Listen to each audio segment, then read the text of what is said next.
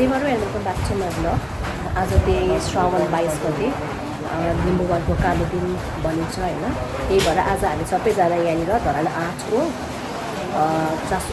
धरान 8को तिहार किचुन निम्ति हामीहरू सबैजना यहाँ त्यहाँ अब रेली दगेर त्यो माथि भानुचोकमा जाँदैछौँ ल। यहाँ त्यहाँ अब हामी त्यहाँ के गर्दैछौँ भनेर तपाईँलाई म देखाउँछु। यहाँनिर सबै यहाँनिर दाजुहरू सबैजना यहाँनिर झन्डाहरू पुरा यहाँ लिम्बूको झन्डाहरू यो गर्दै हुनुहुन्छ।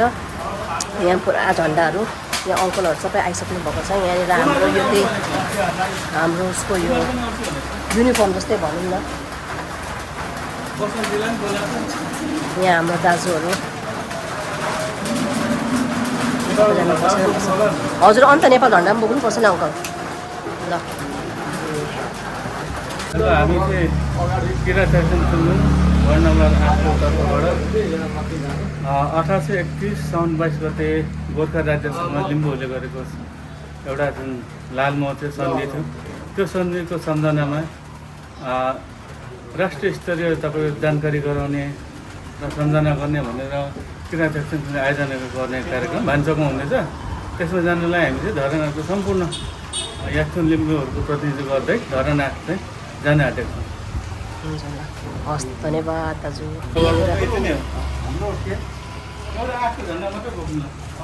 बिस्तारै हामी त भेला हुँदैछौँ ल।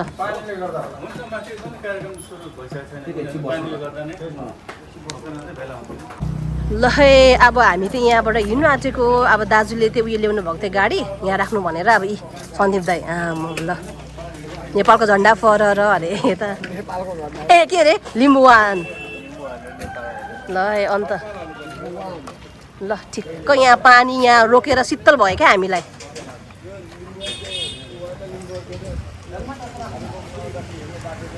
ल अब चाहिँ हामीहरू लागेको माथि भानुचोकसम्म।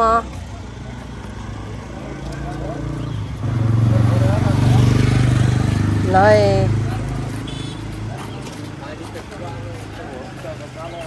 कतै झन्डा चाहिँ यहाँ अब पछाडि त्यो अङ्कलहरू पनि आउँदै हुनुहुन्छ परबाट। हेम अङ्कलहरू हेम अङ्कल सधैँ काकाहरू तलबाट आउँदै हुनुहुन्छ। ल अब हामी लागेको ल सबैजना त्यहीँ भेटौँ। अब है हाम्रो सानो भाइले पनि नेपालको झन्डा बोक्दैछ। सानो भाइ ल दाजु त्यो कहाँ गएको आज हाम्रो आन्दोलन छ ल ल दाजुको पनि झन्डा फर्फलिन्छ है ल। फर फर फर फर फर फर फर फर फर फर फर लिम्बूको झन्डा ल। पछाडि यहाँ आउँदै हुनुहुन्छ यहाँ दाजुहरू। काका मात्रै तल ए दाजु सेवारो ल काकाले तल आउँदै हुनुहुन्छ। एक्लै बिचरा लाइब्रेरी थुनेर आउनुभएको होला। अनि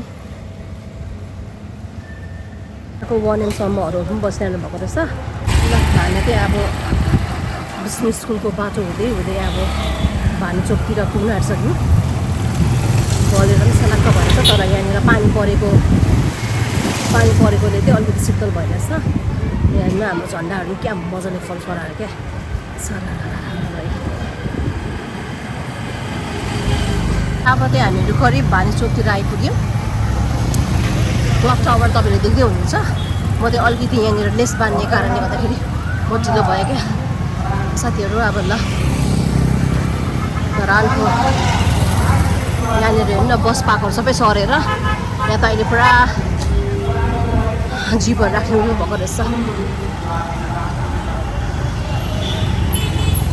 ल। अब हामी त लागेको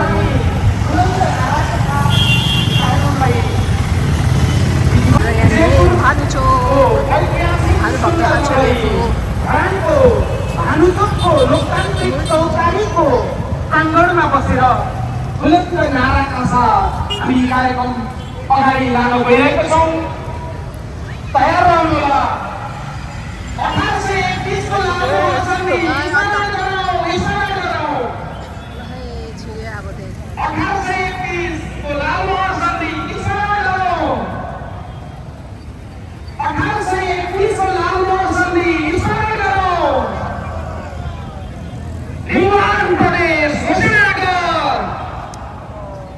फाइनली हामी यहाँ आइपुग्यौँ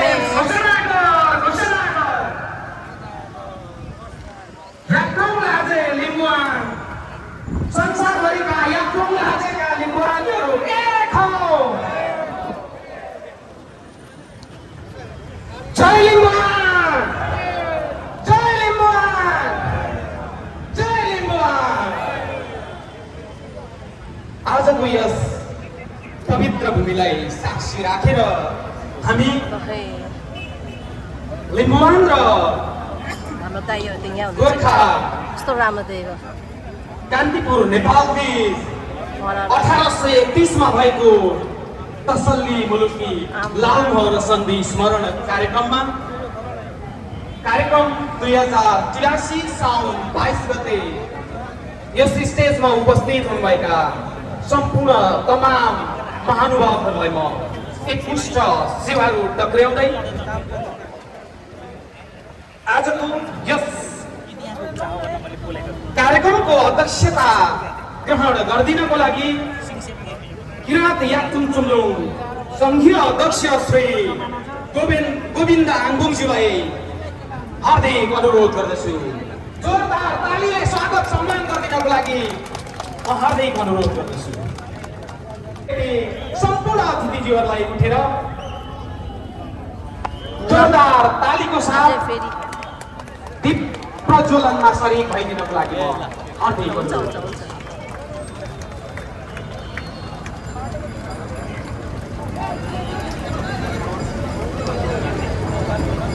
हाम्रा अग्रज व्यक्तित्वज्यूहरूले रगत र पसिना बगाएर आफ्नो जीवन अर्पण गरेका छन्। उहाँहरूको सम्झनामा हामी 1 मिनेट मौन धारण सुरु गर्न गइरहेको छौँ। समय हेरिदिनु होला। समय सुरु।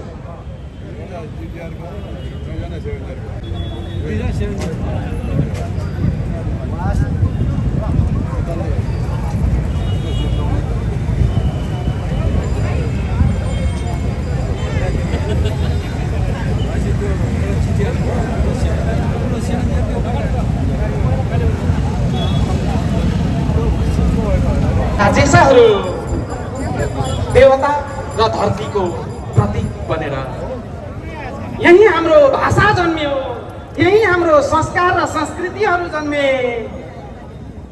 यही जन्मेको इम्बिरी यङगाउँको गर्तिर कहिले हामी तल समथर मैदानमा पुग्यौँ, कहिले हामी माथि फोक्ताङलुङको काखमा पुग्यौँ। पुग्दै गर्दा त्यसै बेला त हो नि हो धरानको शिरमा जहाँ पहाडको गर्भबाट विजयपुरले राखेको थियो एउटा इतिहास, त्यहीको स्मरणको लागि आज हामी यो पवित्र भूमिमा उपस्थित भएका छौँ। त्यसैले त हो नि हो हामी एकट्ठा भएर हाते मालो गरेर यहाँ उपस्थित भएका छौँ। यस ऐतिहासिक कार्यक्रमको स्वागत मन्तव्यका लागि म किराँत याक्थुङ चुम्लुङ धरान उपमहानगरपालिकाका अध्यक्ष श्री तीर्थ महादेवज्यूलाई स्वागत मन्तव्य राखिदिनको लागि म यस डाइसमा आमन्त्रण गर्दछु।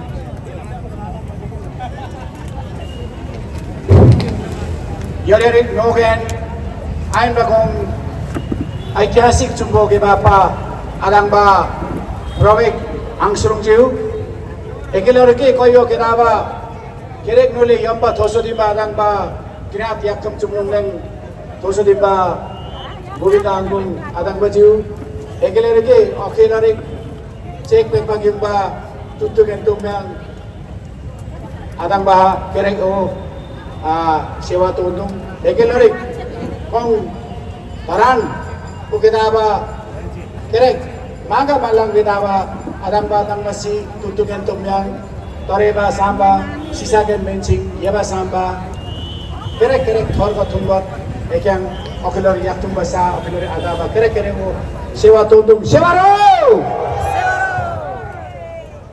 अब यो 1831 लालमोहर लिम्बुवान र गोर्खा बिचमा भएको सन्धिको दिन साउन 22 गते हामी धरानको भानुचोकमा भेला भएर ऐतिहासिक दिन मनाउँदै गरेको बेला हाम्रो इतिहास जिउँदो छ। जुन जिउँदो इतिहासले लिम्बू याक्थुङहरूले चाहिँ यहाँ यसरी देखाइरहेको छ, जुन चाहिँ तपाईँ हाम्रो भित्र हृदयमा र डिएनएमा सरेर आएको खुनको एउटा बाचा हो, जसले यसरी भेला हुने अवस्था दिलाउँछ। अनि जुन चाहिँ आज विश्वभरिका याक्थुङबाहरू एकै ठाउँमा आएर विश्वभरि नै आज साउन 22 गते तपाईँको गोर्खा, कान्तिपुर नेपाल र लिम्बुवान बिचको लालमोर सन्धि मनाइरहेका छौँ।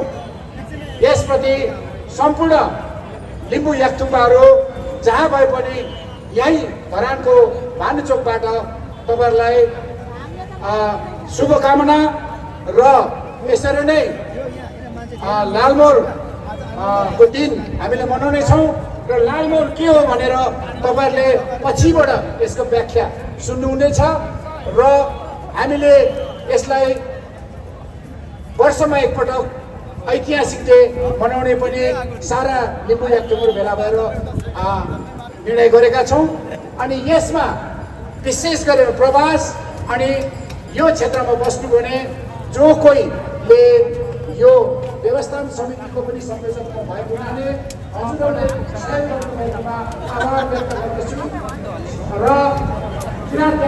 यहाँ त भेष पनि बाँड्दो रहेछ क्या। अनि यहाँ चाहिँ के रहेछ है, पृथ्वीनारायण शाह लिम्बुवान भूमिको 1831मा सहमति भएको तामाप्राप्त सञ्चार मित्र कहाँबाट पाइस् तैँले भेष?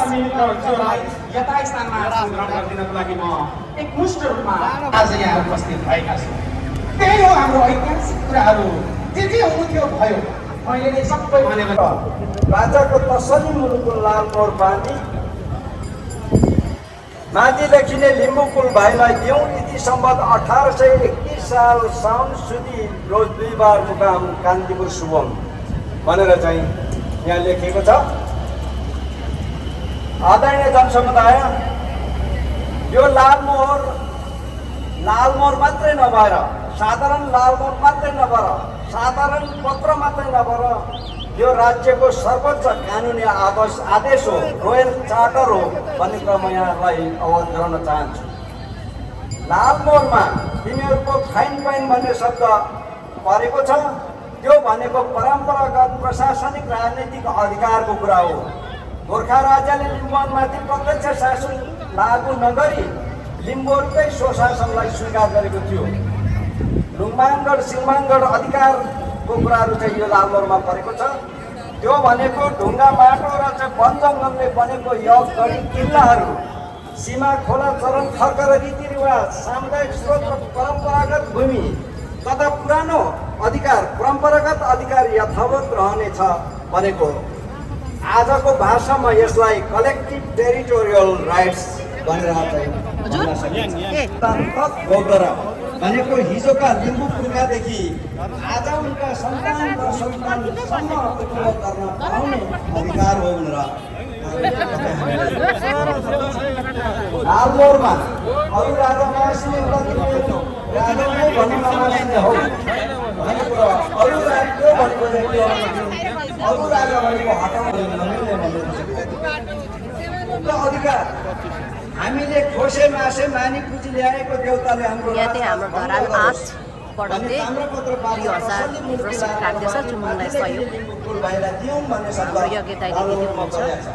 यसको अर्थ राजका कष्ट होस् भनेको भइदाजु होइन, ताम्रपत्र बाचा भन्ने मिडिया मार्फत विज्ञ र नेताहरूको सारिएको लालमोर सार्दा तिथिमिति र रसो दीर्घ तलमाथि पर्न सक्दछ, तर सारिएकोलाई नक्कली र फर्जी भन्न मिल्दैन।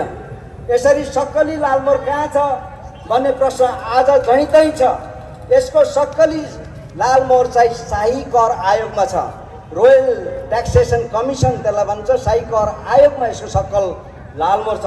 यसको जुन लालमोर चाहिँ महेश चन्द्र लेग्मीले land and tenure and taxation भन्ने पुस्तक लेख्दाखेरि त्यो लालमोहरको केही अंश त्यहीँबाट सारेका थिए, शाही कर आयोगबाट सारेका थिए। र मुद्दा परेको खण्डनमा लालमोहरको पेश गर्नुपर्ने स्थिति भयो भनेदेखि यस लालमोहर प्रस्तुत गर्ने दायित्व राज्यको हुनेछ, किनभने लालमोहर राज्यसँगै छ।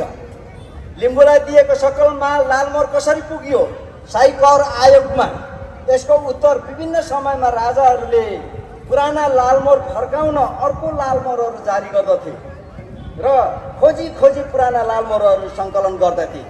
यही क्रममा यो सक्कली लालमोहर चाहिँ शाही कर आयोगमा पुगेको हुन सक्दछ वा शाही कपी शाहरले चाहिँ राखेको कपी पनि हुन सक्दछ। तर जे जस्तो अवस्थामा भए पनि यदि लालमोहरको सक्कल चाहिँ ल्याउन पर्यो भनेदेखि त्यो सक्कल प्रस्तुत गर्ने दायित्व चाहिँ अन्तर्राष्ट्रिय अदालतमा होस् अथवा सर्वोच्च अदालतमा होस् त्यो राज्यको दायित्व हुन आउँदछ भनेर म यहाँहरूलाई जानकारी गराउन चाहन्छु। ल अङ्कल पनि आइपुग्नु भयो हाम्रो नारायण अङ्कल। व्याख्याको आधारमा यो राज्य पक्ष सगुन लिम्बू सरकारले अन्तर्राष्ट्रिय कानुनको उल्लङ्घन गरेको छ भनेर संयुक्त राष्ट्र सङ्घले भनेको छ र त्यो भनिसकेको छ। दाइ सेवा र हाम्रो दाइ पनि आइपुग्नु भयो यहाँनिर। ल दिएको भूमि अधिकार जल जङ्गल जमिन जडीबुटी सबैजना हामीहरू यहाँ अङ्कलहरूसँग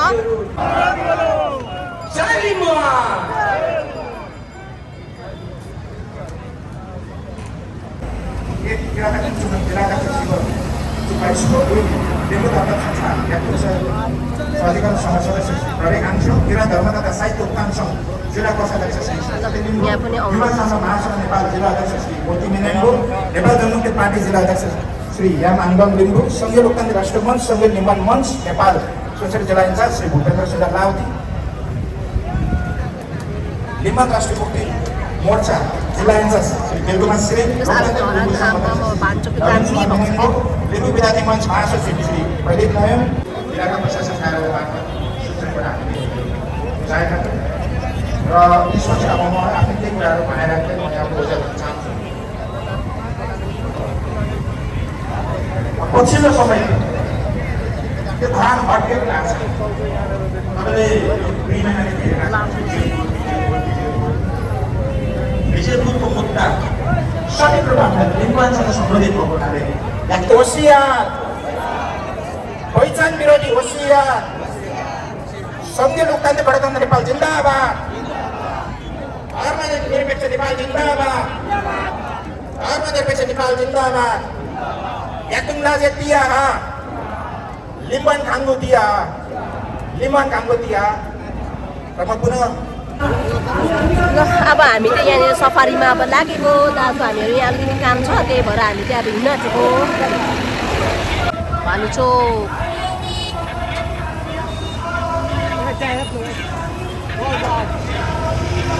दाजुहरू त्यसरी बसिरहेको छ क्या झरेको